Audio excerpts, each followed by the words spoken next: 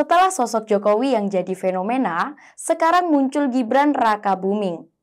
Aura politik Gibran dinilai bisa mengikuti jejak ayahnya. Gibran masih moncer.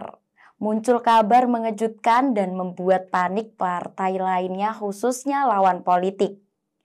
Putra bungsu sekaligus adik Gibran, yakni Kaesang Pangarep, yang beberapa waktu lalu melangsungkan pernikahannya, menyatakan ketertarikannya pada politik. Tentu saja, hal ini membuat iri partai lain termasuk PKS. Sebagai generasi muda, kita harus bangga karena nantinya akan banyak politisi-politisi muda di negeri ini. Dan semoga bisa membawa banyak aspirasi anak-anak muda di Indonesia dan membuat generasi muda tidak skeptis sama politik. Seperti Kaesang saat ini. Banyak tawaran datang kepada Kaesang dari Partai Gerindra, PAN, dan lain-lain. Mungkin saja PKS pun melihat potensi pada diri Kaesang. Tapi untuk memberikan tawaran, ya ada rasa malu kali ya. Selama ini, PKS sering mengkritik berbagai kebijakan pemerintah. Masa sih malah ngajak putranya ikut PKS? Partai Keadilan Sejahtera atau PKS adalah partai yang berhasil konsisten masuk parlemen. Partai dengan basis Islam ini terus berjuang menjadi penyalur aspirasi masyarakat Indonesia dengan mengedepankan asas Islam. Sayangnya, di 2 pemilu terakhir, PKS berada di pihak oposisi. Ya, berada pada posisi ini memang tidak ada yang salah sebagai salah satu dinamika sistem demokrasi kita. Tetapi, berada pada posisi oposisi sama saja berada di pihak yang kalah. PKS begitu setia dengan Partai Gerindra sebagai oposisi melawan Jokowi.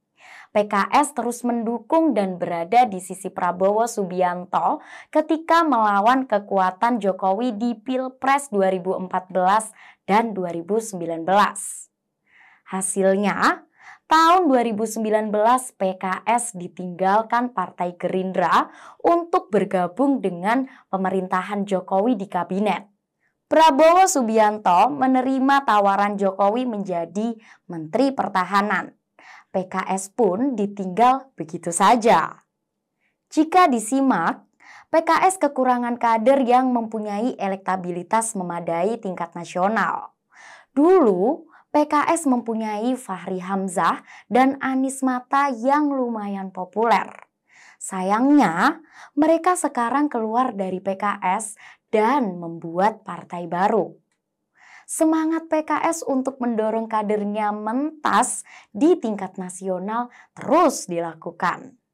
Tapi ternyata tidaklah mudah. Rencana koalisi PKS bersama Partai Demokrat dan Nasdem tidak juga berhasil. Keinginan PKS agar salah satu kadernya mentas di tingkat nasional sulit terwujud.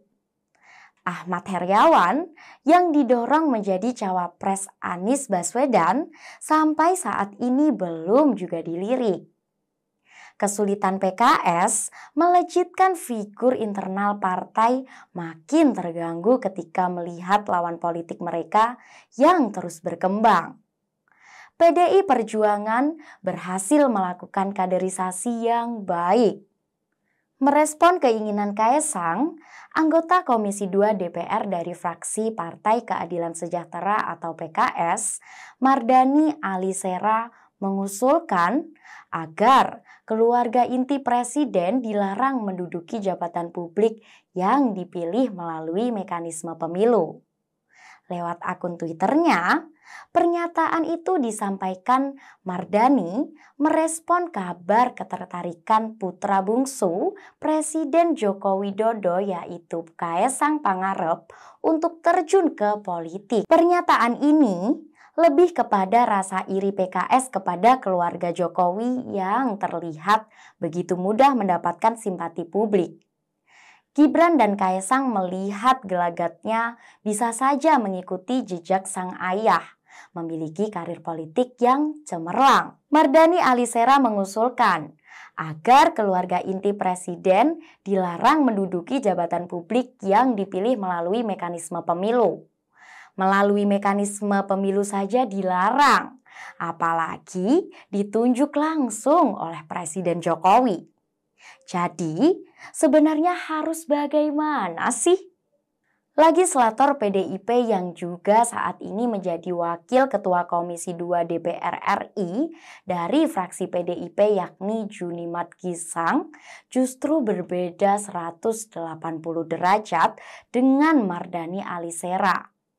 Junimat mengatakan partainya mendukung semua pihak terjun ke dunia politik bila niatnya adalah untuk membangun bangsa dan juga negara. Jadi, menurut Junimat Girsang, kalau Kaesang berniat untuk berpolitik, kenapa tidak? Karena itu adalah hak semua warga negara, termasuk juga Kaesang. Banyak yang bersemangat untuk melihat wajah muda baru di dunia politik dan berharap Kaesang akan membawa ide-ide baru dan pandangan yang berbeda. Beberapa orang juga mengkritik tindakan ini. Mereka mengatakan bahwa dinasti politik tidak baik untuk demokrasi dan Kaesang seharusnya fokus pada membangun legasi sendiri daripada mengandalkan nama ayahnya. Walau banyak kritikan, kemunculan Kaesang dalam politik pasti akan dipantau dengan seksama dan akan menarik untuk melihat bagaimana dia di dunia politik nanti. Meskipun masih ada yang skeptis tentang kemampuannya dalam dunia politik, namun kemunculannya diharapkan dapat memberikan kontribusi positif bagi pembangunan negara dan masyarakat. Selain itu, perlu diingat bahwa keputusan Kaesang untuk masuk dunia politik bukan hanya akan berdampak pada dirinya sendiri, tetapi juga pada partai politik yang ia pilih, serta pada pemerintahan yang akan dijalankannya jika terpilih. Maka, sebagai warga negara yang bertanggung jawab, kita harus memperhatikan track record-nya dan program-program yang akan diusungnya, serta memastikan bahwa pilihan kita akan memberikan dampak positif bagi masyarakat.